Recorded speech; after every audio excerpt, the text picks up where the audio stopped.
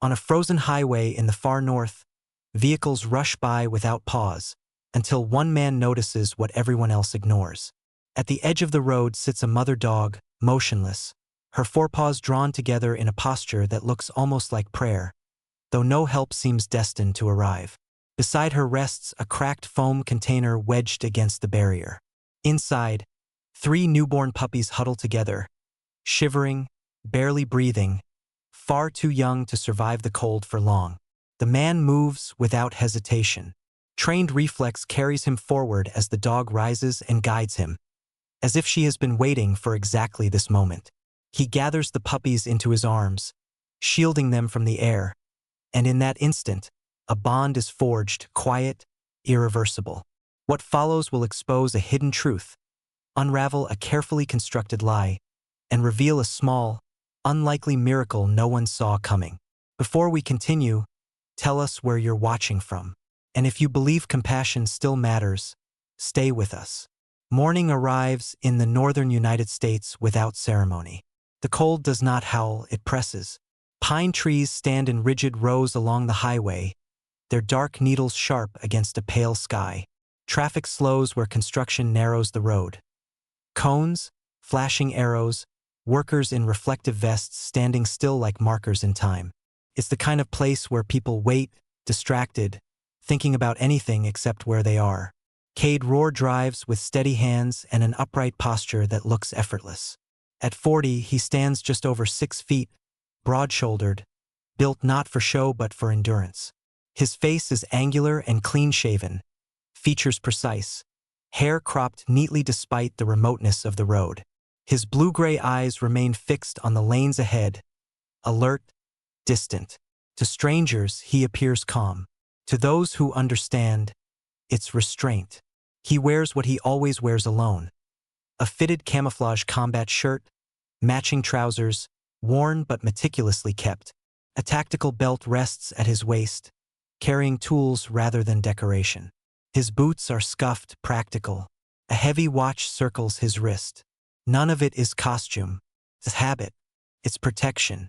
Cade is heading toward a quiet town called Briar Hollow, a place chosen precisely because nothing ever seems to happen there.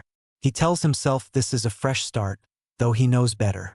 6 months ago, he left the Navy SEALs, officially retired, unofficially untreated. The war followed him home not with explosions, but with vigilance, with the way silence never feels empty. He isn't thinking about any of that when he sees the dog. She sits just beyond the rumble strip where the road widens for construction. Cars inch past. No one stops. She doesn't react to the noise. She doesn't bark or flinch. A full-grown German shepherd, her black and tan coat dulled by winter grime. She sits upright, spine straight, head high. Her paws pressed together not from training, but from exhaustion. Beside her, half hidden by concrete, is the foam box. Inside it, 3 tiny bodies breathe shallowly. Cade eases off the accelerator. He tells himself it's traffic. He tells himself stopping here is dangerous. His instincts inventory the scene automatically. No leash, no collar visible, no owner nearby. He should keep driving. The dog looks at him and only him. Her eyes are amber, steady, unsettling in their calm. No panique, no desesperación, just resolve. The kind Cade has seen before on faces where all other options are gone. He drives past. 30 yards later, his chest tightens. He checks the mirror. The dog hasn't moved. She still faces the road, gaze fixed on the space where his truck was. He swears, pulls onto the shoulder, and shuts off the engine. The cold hits immediately when he steps out. He approaches slowly, posture relaxed, hands visible. The dog tracks him but shows no aggression.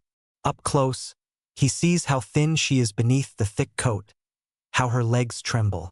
A healed groove circles her neck, the mark of restraint pulled too tight for too long.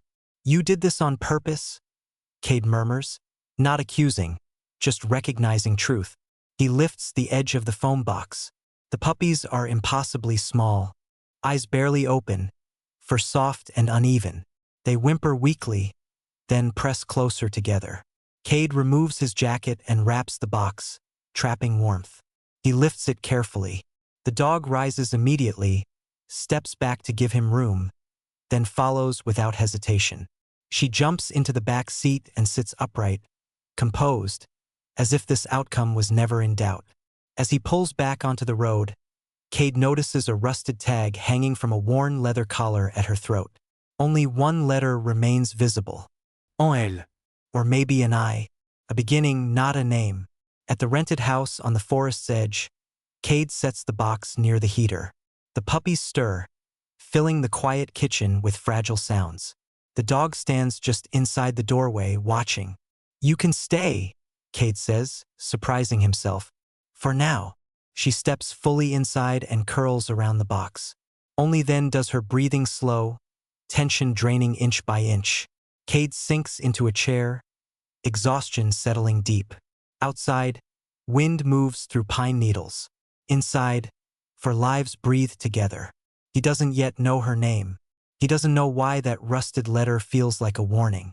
He only knows something has broken through the numbness. Quietly, insistently. And he suspects that's how all important things begin. Over the following days, a rhythm forms. Feedings, cleaning, short walks. Vesper, because that is the name Cade gives her without quite knowing why, adapts quickly. She learns the house's sounds, positions herself where she can see both Cade and the door, watches without interfering. At the veterinary clinic, Dr. Helen Mercer examines the puppies and then Vesper. When she sees the mark on Vesper's neck, her expression tightens. "Someone came looking for a shepherd and 3 puppies last week," she says. An older woman, very worried. Something shifts inside Cade. 3 days later, a knock comes at the door. The woman on the porch is in her 70s, small but unbroken, silver hair pinned neatly back. Her coat is buttoned high, her hands bare despite the cold. She does not introduce herself. She only asks quietly, "Are they alive?" When Cade nods, relief washes over her so fast it nearly empties her. Her name is Eloyne Hart. She kneels, lets Vesper approach on her own terms. Vesper sniffs her hand, then rests her nose against it. Eloyne's breath shudders, but she does not reach for the puppies. Being near them is enough. Her story comes slowly. Land held for generations, pressure to sell. A son who sees value only in profit. The dogs were taken while she was away. She searched everywhere. She thought she was too late. "I'd like to take them home," she says finally. "If you'll allow it." Cade doesn't answer immediately. "I don't know enough yet," he says, "about what happened, or what might happen again." Eloyne nods. She expected that. They agree she will visit, help, wait. Before she leaves, she says quietly, "My son doesn't like to lose." The warning comes that same afternoon. A blocked number, a calm voice telling Cade to walk away. He doesn't need translation. Vesper senses the shift instantly, moving to the door, alert and still. The line has been drawn. What follows is not dramatic in the way movies promise. It is patient, methodical. Cade traces records, names, shell companies. Northbridge Holdings appears again and again. Surveillance caméra. Pressure. Leverage. When Darren Hart arrives, polished, confident, demanding the dogs, Vesper steps between him and the house. No groll. Just refusal. "They're not going with you," Cade says. The mask slips. The truth surfaces piece by piece. Land targeted, families coerced, fear applied quietly. A shed in the woods holds documents, cameras, proof. When Darren arrives to retrieve it, everything collapses at once. Anger, panic, exposure. Eloyne falls. Darren runs. And the story breaks wide open. Northbridge retreats. Charges are filed. The town exhales. The small house on the hill becomes something else, not leverage but refuge. Repairs are made. Locks replaced. A ramp built. Eloyne comes every morning with tea and laughter she didn't know she still had. Vesper claims the porch. The puppies grow. And one evening, another woman arrives at the drive, uncertain, holding a folder like armor. "I was told this place helps," she says. "They don't promise solutions. They offer a chair. Terre. Time. That is enough. Winter comes gently.